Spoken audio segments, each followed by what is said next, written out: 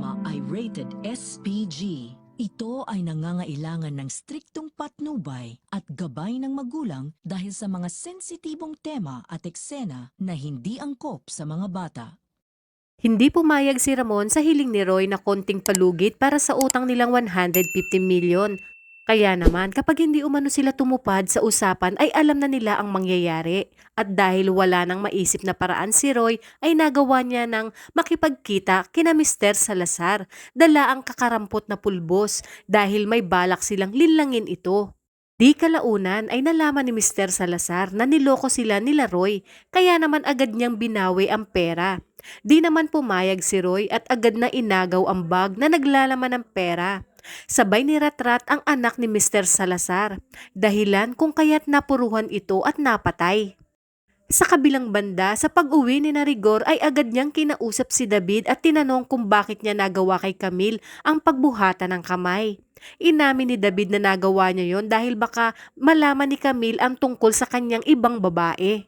Na siya namang kinonsinti ni Rigor dahil siya rin mismo ay may ibang babae.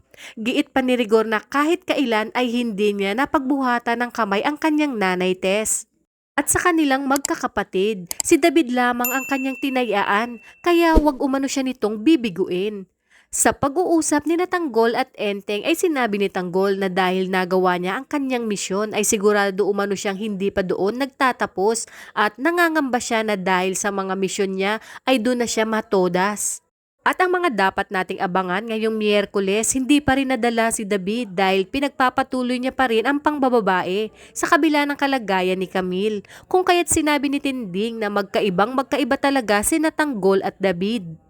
Dahil kung gaano kamahal ni Tanggol si Mokang ay siya namang kabaliktaran ni David kay Camille.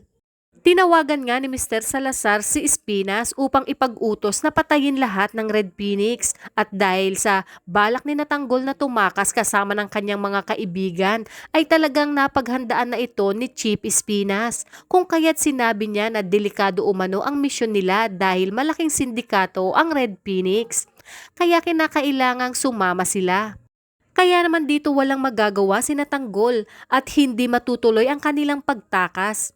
Unti-unti nang malalaman ni Mokang ang tunay na ugali ni Ramon at dito magkakasagutan ang mga magulang ni Mokang at sina Don Julio na siya namang ikinatuwa ni Olga dahil umaayon umano sa kanya ang tadhana dahil mukhang mapapadali ang pagpapatalsik ni Ramon sa pamilya ni Mokang.